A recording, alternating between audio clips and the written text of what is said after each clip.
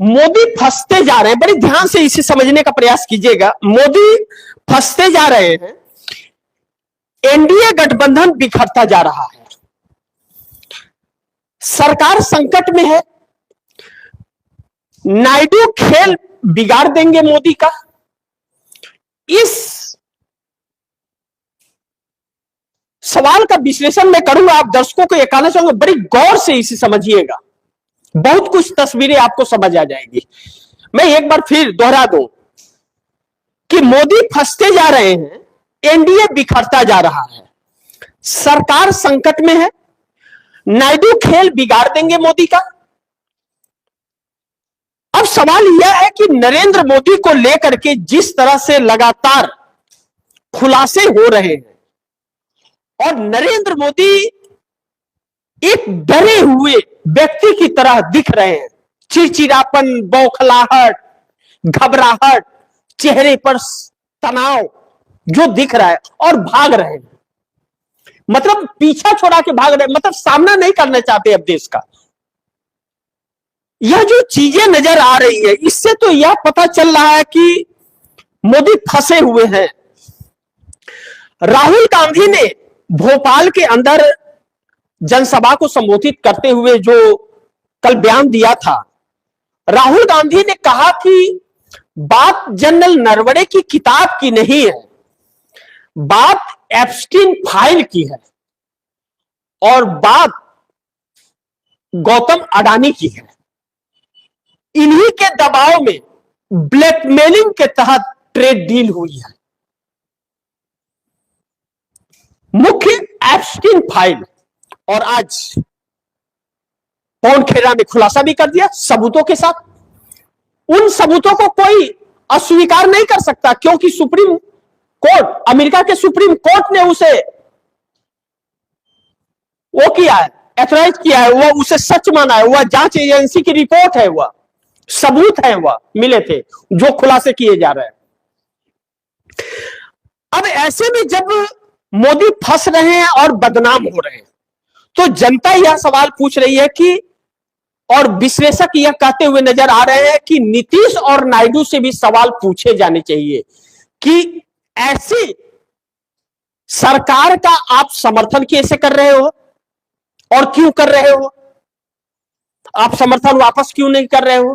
तो नाराजगी जनता की नीतीश नायडू से भी बढ़ रही है। तो चंद्रबाबू नायडू को इसका असर बहुत ज्यादा पड़ने वाला है, इसलिए कि आंध्र प्रदेश के अंदर फिर चंद्रबाबू नायडू को इसकी बड़ी कीमत चुकानी पड़ेगी समर्थन देने का। यह सारी चीजें जिस तरह से खुलासे हो रहे हैं, ऐसे में नीतीश कुमार पहुंच जाते हैं लालू प्रसाद यादव के घर, एकनाथ शिंदे राज ठाकरे के साथ बंद कमरे में बैठक करने लगते हैं और सुनीत्रा पवार कल बैठक करने वाली है। तो चंद्रबाबू नायडू कैसे इतनी सादगी से रह सकते हैं? क्या चंद्रबाबू नायडू को फर्क नहीं पड़ रहा है?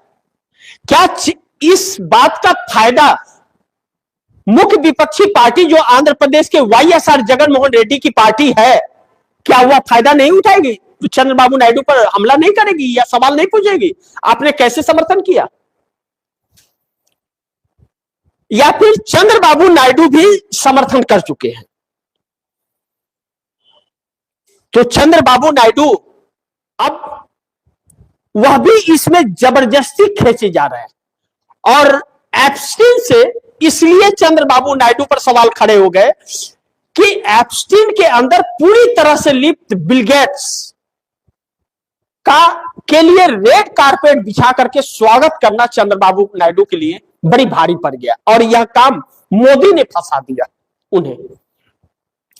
अब ऐसे में चंद्रबाबू नायडू भी सरकार से दूरी बना रहे हैं और जब चंद्रबाबू नायडू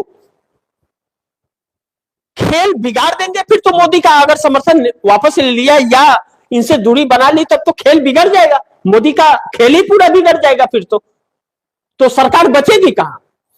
अकेले चंद्रबाबू नायडू पूरी सरकार को हिला सकते हैं।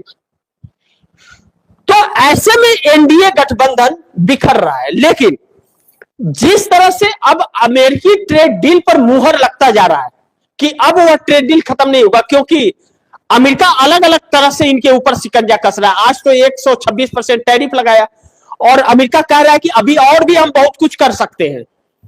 ट्रंप खुलेआम कह रहे हैं। तो फिर नरेंद्र मोदी उससे पीछे हट ही नहीं सकते, सवाल ही नहीं पैदा होता। और राहुल गांधी कह रहे हैं कि अगर बूते में दम है तो चुनौती देता हूं कि ट्रंप से ट्रेड डील खत्म करके दिखाओ।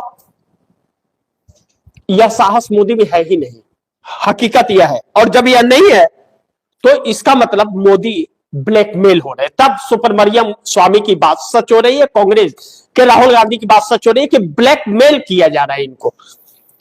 और यह सरकार आज इस देश के हालात जो इसलिए ऐसे हैं, बेरोजगारी, महंगाई, यह सारी चीजें इसलिए ऐसी हैं क्योंकि रोडें धंस रही हैं, सब जर्जर हुआ है, सब घोटालेबाज हो रहा है। यह इसलिए हो रहा है क्योंकि हमारे देश की राजनीति और विदेश नीति जो है वह इजराइल से चल रही, इजराइल के मार्गदर्शन में चल रही है। इस बात का खुलासा एप्स्टीन फाइल में हुआ है, जो पवन खेरा ने आज प्रेस कॉन्फ्रेंस करके कहा है। तो फिर चाणक्य कहां है? अमित शाह कहां का चाणक्य है? और नरेंद्र मोदी कहां का 56 इंच? 56 इंच चूहा बन गया है, हकीकत यह है। और अब नरेंद्र मोदी जब चारों तरफ से घिर गए हैं सवालों में, तो भाग रहे हैं। कभी इजराइल जा रहे हैं, कभी कहीं जा रहे हैं, तो कभी कहीं जा रहे हैं, भाग रहे हैं। लेकिन 9 मार्च से पार्लियामेंट में जाना तो पड़ेगा, और नहीं गए 9 मार्च को पार्लियामेंट में, और अविश्वास प्रस्ताव पर चर्चा होना है।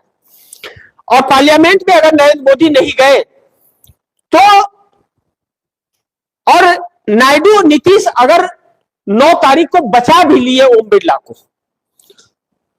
तो नरेंद्र मोदी के खिलाफ अविश्वास प्रस्ताव जरूर आएगा। और अविश्वास प्रस्ताव जब विपक्ष लेकर के आएगा तो चंद्रबाबू नायडू और नीतीश कुमार की मुश्किलें बढ़ जाएंगी, अगर उन्होंने समर्थन उनके हक में दे दिया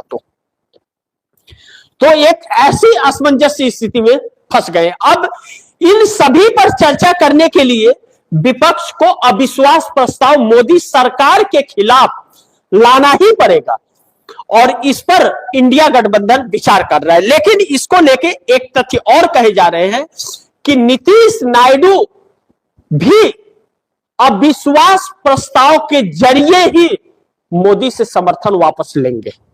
सच्चाई आने वाला वक्त में यह भी पता चलेगा। लेकिन मोदी